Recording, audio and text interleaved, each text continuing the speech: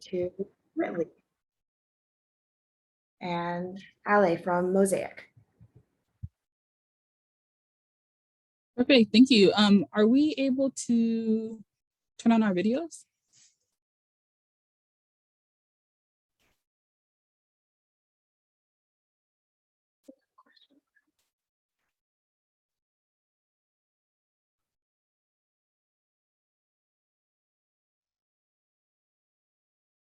I will try and fix that now. Sorry about that.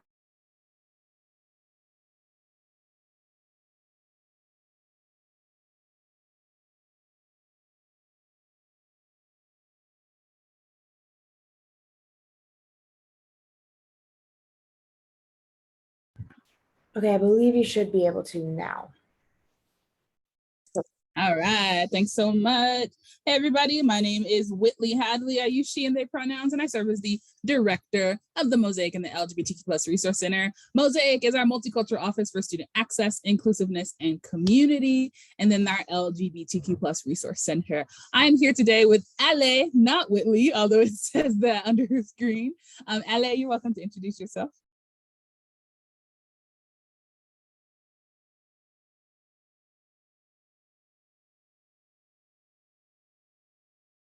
I changed my name, so so I'm Ale. I am the MOSAIC coordinator in the MOSAIC and the LGBTQ Resource Center, and I'm excited to be here. I use she, they pronouns as well. Perfect. And everybody, we, as Ale just mentioned, we're excited to be here to talk a little bit more about finding community in college spaces. The presentation today is more going to be focused in on UCCS, of course, because that's where we are positioned. But regardless of where you decide to go to college, we want you to have some insight on the different options to be able to look out for, to think about what type of experience do you want in college, and then what are some of the things that you want to continue growing and learning and transforming yourself in, so that you are best suited for whatever it is that you decide to do post college. So we will be sharing a presentation. As what was mentioned earlier, we do encourage you to use the chat if you have any questions. And let me actually see if I can pop out this Q&A to the side. Perfect. Yes, I can. So yeah, if you have any questions, you are welcome to put them in the Q&A, question and answer box, and we will try to keep note of that. We do aim to keep this as an interactive presentation, but I don't believe we have chat enabled, so that's okay. We will loop back around if anybody has questions. So just to start off, Ale, can you see my screen? Perfect, thanks so much. So again, Whitley Hadley and Ale Ruiz, and we are with the MOSAIC and the LGBTQ Resource Center at UCCS. The UCCS, one of our core values is inclusive diversity. And within that, that's a really big value that encompasses so much. When we talk about inclusive diversity, that touches in on cognitive diversity, it touches in on the broad spectrum of identities and backgrounds, social identities, abilities, cultures, perspectives, and just our roles across the institution. So whether you are a student, a staff member, or you end up being in a teaching role, diversity is encompassed within all of that. Something to go a little bit deeper into diversity. So when thinking about why does a space like MOSAIC and the LGBTQ Resource Center exist? Like, who are the types of students that we typically serve? And why are we continuing to invest so many resources into making sure students across the diversity spectrum are supported? So to get really into what is inclusive diversity, what does the institution mean by that? We, let me actually close that.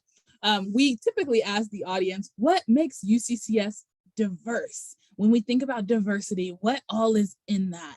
Some of the things that make up the diversity here at UCCS include that we at our institution have 23% of our students identify as first generation. I'm first generation, LA's first generation, also first generation graduates at this point. But 23% of our student population are first generation students. So if you are the first in your family to go to college, you will not be alone on our campus. And we have support services, resources available to also better support students in navigating the college process, especially if you're like, I'm the only one here. My parents can't help me out. My grandparents can't help me out. My friends also don't know what we're doing. we have resources here at UCCS to help our first generation population because it's so significant. Additionally, 55% of our student body identifies as female. 4% identify as gender diverse. And so typically gender diverse will mean students that identify as non-binary, gender non-conforming, as trans are encompassed in that 4%. 1.4% of our student body identifies as international, which I think also adds into this global perspective to our community, especially if you're someone that's like, I really want to go abroad at some point, whether that's education abroad, whether that's just for a social opportunity, a vacation, just to hang out, just to explore the world and see what else is out there. So you get some of that insight on our campus because part of our population is from around the globe. 19% of our student population is affiliated with the military. So that also has a significant impact on our campus. We have many students where when thinking about home, they're like, home has been everywhere for me. Or just thinking about like being connected to a broader mission and purpose, that also impacts our population. And students that are non-traditional. So students that may not have graduated high school and are coming right to UCCS, you might have people in your classroom that have already served in the military and are coming back to continue pursuing their education. And so that adds to that diversity also is age diversity shows up a lot at UCCS. Students from all 50 states and 82 different nations. Our student of color population is 36% of our campus community. So that's a pretty growing high population. When I was a student here, we were closer in the tens. So we definitely had a boom in that population, which encompasses, we have a high Latinx student population. We have a growing population of Asian Pacific Islander students on campus and a growing Black African-American population also on campus. And then 28% of our students are Pell Grant eligible, which means we also have a higher low income population, meaning you'll see that in some of the support resources that are available at UCCS, which include like a cupboard on campus. We have a farm on campus. There are some additional resources, which we'll talk about in a bit, which include like period products, menstrual products, clothing closets, if you needs any attire for going on like job interviews. And then 7% of our student body identifies as having a visible and or invisible disability. So that also impacts how our campus community operates. Whether if you are going to connect with the Office of Disability Services or you want to engage further in like, how does disability show up when we're thinking about educational access or when we're talking about broader diversity? So like, what does it mean for women with disabilities? How does that show up? And how do we make sure we're aware of those barriers so that we don't continue to create them? So that's a little bit about the diversity here at UCCS. And I'm going to pass it on over to Ale. So we're the MOSAIC Office and the LGBTQ plus Resource Center. We had a planning meeting to kind of revamp our mission, our vision, and our values for the office and kind of showing people like how that would look like and kind of like also surround our events that we do around our values and then our mission and our vision as well, and trying to see that what we are advocating and telling people, we are actually showing that in action. So our mission is to provide holistic support through advocacy, ongoing personal development, and community cultivation for historically and currently marginalized UCCS students.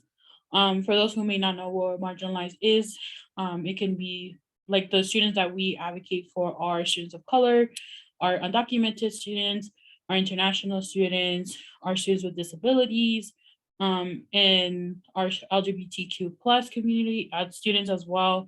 That is part of the marginalized. There's a lot more marginalized communities out there, but those are some of the ones that we work with. Our vision is a campus community committed to social justice, equity, and equipping with tools to craft their liberation. We want to make sure that we are promoting like an equitable space. We know that it can't be equitable, but we will try to strive through that. We are not deterrent to make sure that we strive for equity, even if we can't actually provide those things, but we try to strive for that. And that looks like doing social justice and then also giving those students the tools so they can like also take the initiative to create change, because they do have the power.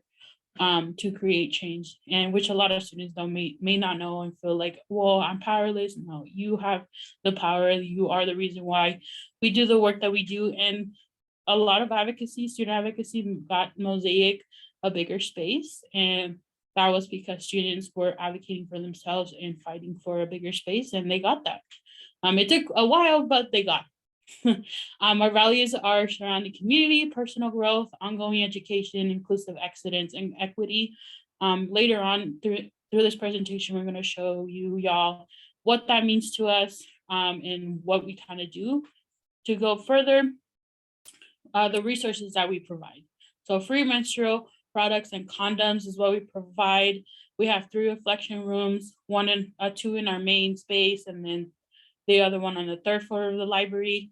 The reflection rooms are meant for you to kind of have a space to kind of decompress. That can be seen as meditation, as prayer, as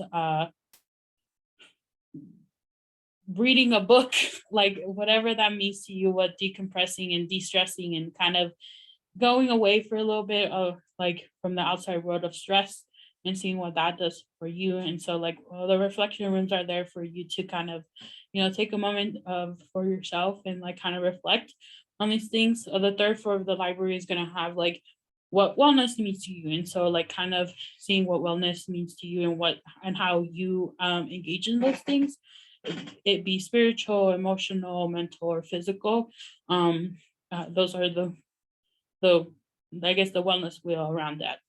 We also have a reservable lounge in the corner to the left bottom corner. There's a reservable lounge that there's those Pac-Man looking like rocking chairs, tables for people to like play games with each other, do crafts, or even do their homework on those tables as well. We have a study nook if you want more privacy to do your homework and things like that, or read a book. We also have a little like book section in that study nook as well. You can open up a book and see what you can learn that's different than what you know. And then we have free coffee, tea, and snacks as well. Other resources is our Student Relief Fund. This is majorly for students who don't have the ability to get financial aid. And so we prioritize our DACA and ASSET students, but students can apply to this relief fund. It's all donation based. So we try to get donations here and there and try to make sure that the relief fund is still there for students who are in financial need. We have the diversity fund for the President's Fund for student diversity. Clubs usually ask for these type of funds for events. Like we had a silent disco with our Black Student Union, our Asian Pacific Islander Student Union, our Latinx Student Union, all came together to kind of get a silent disco of music around the world. And so they did a silent disco that they also asked for the President's Fund for. There was also Holy, and then there was other cultural events surrounding and diversity events that a lot of students came forth. They were also like asking for funds for conferences and things like that. So like going to a national conference that is not in Colorado, like out of the state, but they have national conference that you can also apply for these funds as well. It doesn't have to be an event. It can be something surrounding diversity and inclusion. We also have a newsletter as well, where we show people what we're doing, what is happening around campus, resources that students should know, even scholarships or opportunities that we feel like students should have. And then we also have pronoun buttons in our spaces as well. Perfect. Thank you, Ale. And so one thing that we were charged with doing this presentation was also providing tips for how can you find community? How can you engage with it? At the core, everything that Ale just covered is a really easy way to find community. So if there is, whether you come to UCCS or you go to another campus, if there is an office that is saying they're focused in on diversity, equity, inclusion, what is really important to know is that the core of that is community. And so if you're like, I really want to find friends, I really want to continue developing my skill sets, or I just want a place to be able to lounge and be free, be my full self, I would encourage you to check out the DEI spaces, diversity, equity, inclusion spaces. Multicultural spaces are a really great place for all students to be able to engage in different ways. Some examples of that include through joining student organizations. We specifically advise cultural student organizations, like Ale mentioned, like the Black Student Union, the Asian Pacific Islander Student Union. So if you're looking to, again, engage with community, that's a really easy way, and to also engage in dynamic conversations. You can also enjoy advising. So we have a partnership with the CU Anschutz Medical Campus, and they provide advising for students that are going into health sciences, if you're on the pre-med route, for example, a nursing program. I think another really great way to find community is through service and volunteering. That is a really great way to learn about your local community. So again, if you come to UCCS, it's a good way to learn about the UCCS campus, but also the broader Colorado Springs campus. And, or if you choose to go to another campus, service and volunteering can help you feel a stronger connection and sense of belonging, because you're giving back to something bigger than yourself. And you typically can see that change enacted right in the moment. So service and volunteering is really beneficial for our communities and also for ourselves, our personal selves.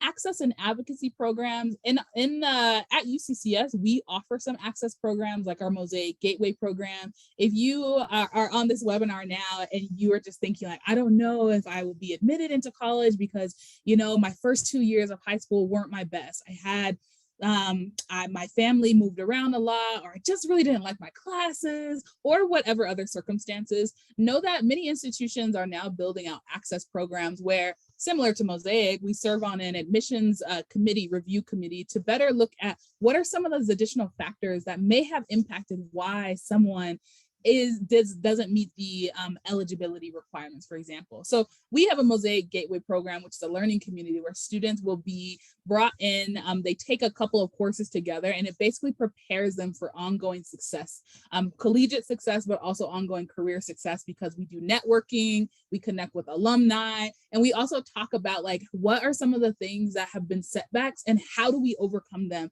And how do we also recognize the talents that we bring into the institution, because we're coming from so many different backgrounds. We also offer ongoing trainings and workshop development. This is something that you can see across campuses. What's specific and unique here at UCCS is we do one that's focused on our undocumented student population. So undocumented, dreamers, DACA asset student populations. We host a training to better support those student populations, but then also we provide resources for students that are a part of those populations and are wanting to pursue higher education. We also host a Safe Zone allyship development training focused in on better supporting and advocating for our LGBTQ plus communities.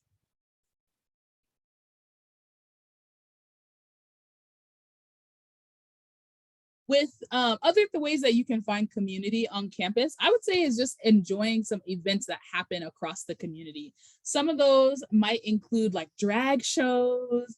We host a global karaoke and a queer karaoke, which is like karaoke, but make it spicy. That's what the students say. We host showcases so that students can engage with heritage across the spectrum. Whether you grew up in a community where you're like, I know my heritage, I know my community and my culture, and I feel strong about it, or if you grew up in a community like me, where it's like, I know a little bit about my community, but I want to learn more about what has been the Black experience here in the US, or even broader than that. And I want to connect with other Black people across the US. And so I would definitely encourage folks thinking about finding ways for community. Any of those first 2-week events on our campus, it's called Disorientation Week. On other campuses, it might be your Welcome Week. But I would encourage you to check out one of each of those. And what's really important to know is that even if you don't join a club during the club fair and it's like middle of the semester, like, oh, I'm really like missing friends and I want to get out of my room and I don't know what to do.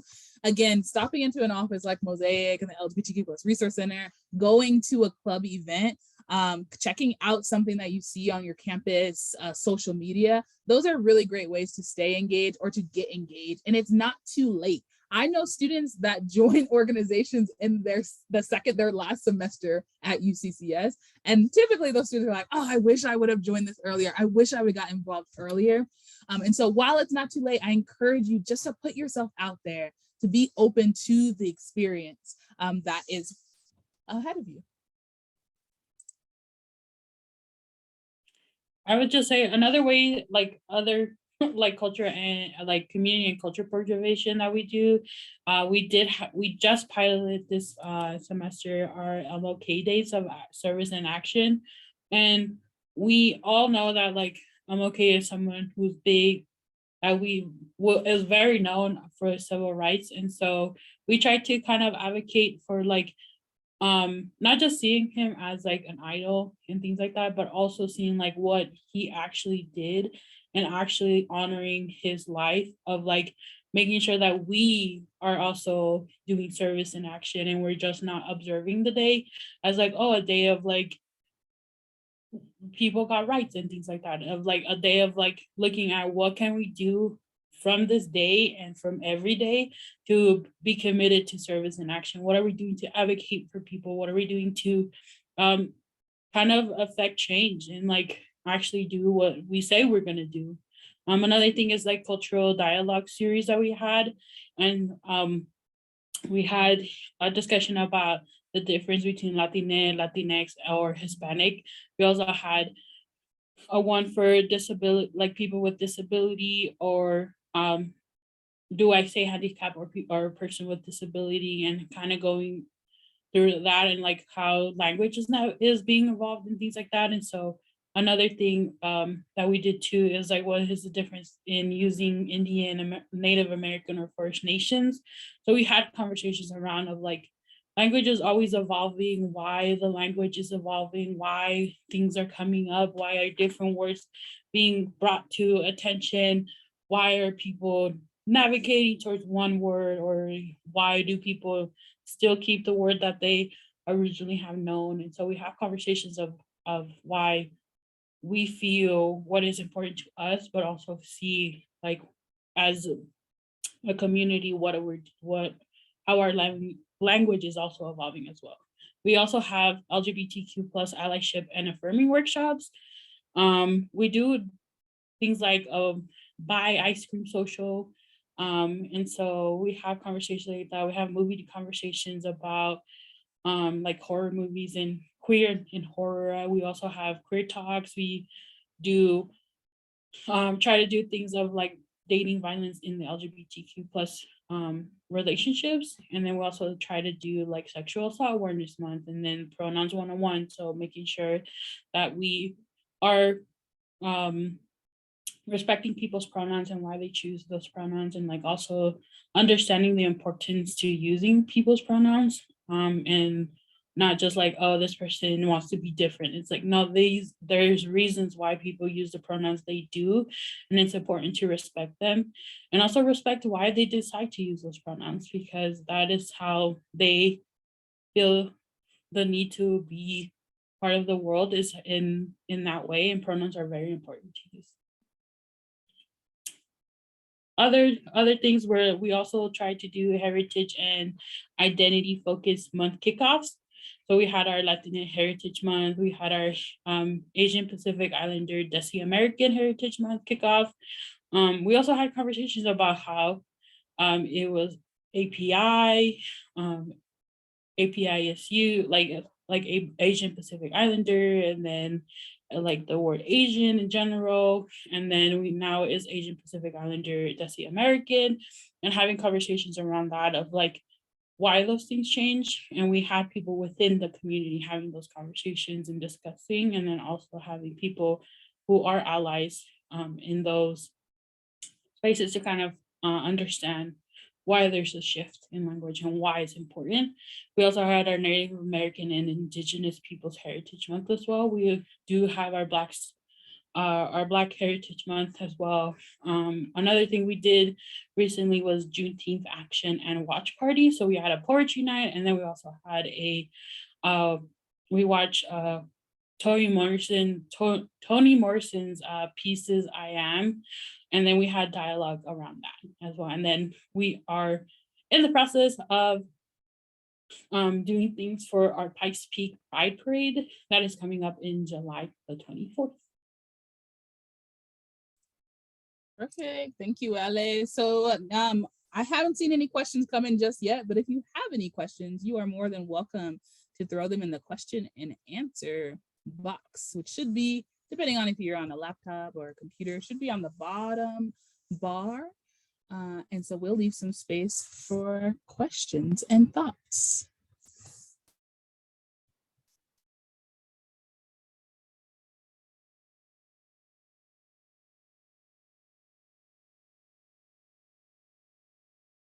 I do believe, though, Ale, thanks for sharing so much information and so much insight into everything. But something that is really helpful is noting that like community can be found formally and informally. Sometimes it'll show up in the classroom because you're in a study group, and then those are like your friends moving forward.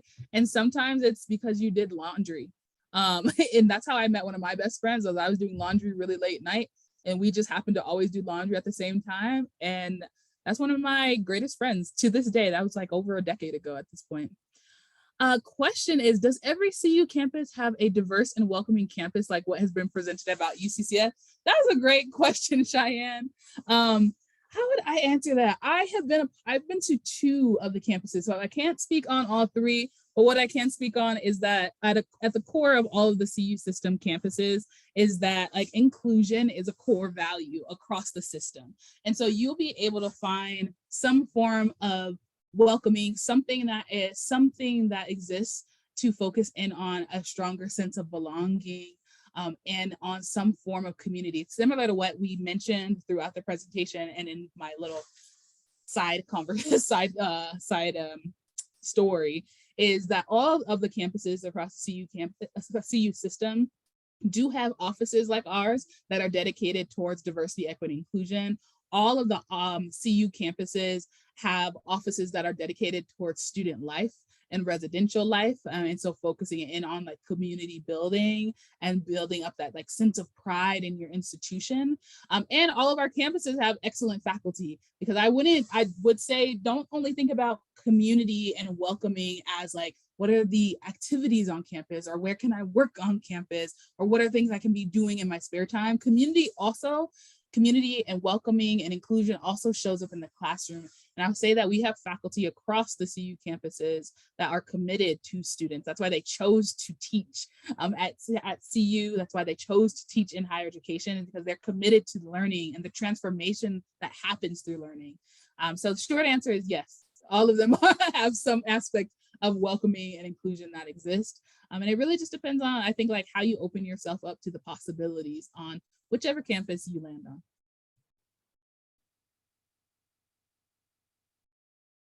Right. Okay, let's see. So I might be able to answer this one, but I might have our admissions team hop back on. The question is, when it comes to studies, which CU campus would be best to major in education and minor in journalism? As of now, Cheyenne is focused on the UCCS campus because of the education college. Yes, which is excellent. But also is there a good journalism program at UCCS? So yep, I'll pass it over to our admissions team. Hi, so journalism isn't necessarily like one of the majors that we offer like specifically. There are different like tracks that you can do, but there's a lot of areas where you can get like involved. We have a scribe, or our newspaper on campus is the scribe, and students can work for them and practice their journalism.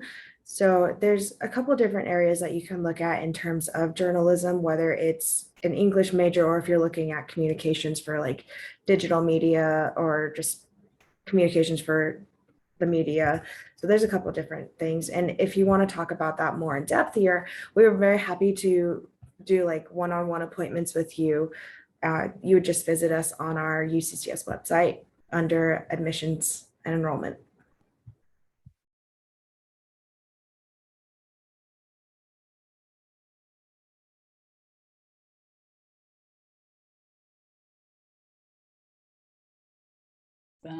I'll do a shout out to Cheyenne. You've been asking some really great questions. Do we have time for maybe one more question? Yeah. So yeah, if you have a question, it doesn't have to be big. It can be simple if you'd like it to be, or it can be robust. But feel free to drop something in the Q&A and we will aim to answer it for you.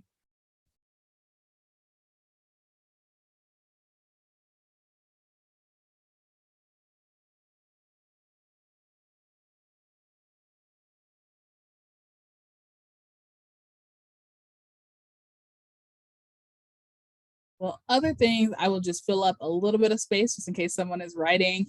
As mentioned, Ale and I are both our first generation graduates, and also we both graduated from UCCS. Me a little bit longer, further ago than Ale, but during thinking about like finding community, as I mentioned, there are some of those informal, like really easy ways, whether you live on campus and it happens to be you go to your floor meetings or are doing laundry, eating with people in the dining halls, or you're joining formal organizations. Like I joined the Black Student Union, I joined a sorority while I was on campus. I also worked in the admissions office as a Clyde's guide, so as a tour guide on campus. And that was a really great way to like create community, but also learn more about all of the different resources available at UCCS, which is why I came back after a decade. I was like, I really want to be on the other side, making sure that other students have many more opportunities to be able to connect and find community. So there's a little bit of something for everyone, whether it is you're getting connected to the MOSAIC and LGBTQ Plus Resource Center, whether it is you're doing research with faculty, you're getting an internship, working in student employment, you start your own student club, there's a little bit of something for everybody on this campus. It doesn't look like we have any other questions, so thank you so much, everyone, for joining us. Thank you, MOSAIC. I think someone did. Oh, we just got another question. Okay. As a first year student, do you have to live on campus or is it recommended? So that's a really good question, and I'll answer that one if that's okay. If you live in El Paso County, you do not have to live on campus, but anyone that lives outside of El Paso County, they are required to live on campus. And I would say it is a great way to get connected and meet more people.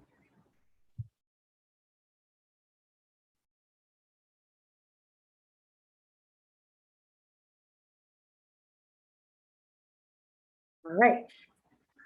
So with that, thank you all for joining us. I do recommend, if you haven't, to come and visit us in person. We offer tours twice a day.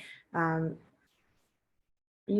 the school year, we do them on Saturdays, but right now in the summer, it's Monday through Friday, twice a day. And if you do have any questions, feel free to reach out to us. You can visit us on our website, uccs.edu, admissions, or if you type in the search MOSAIC, they'll pop up as well. Thank you so much for joining us.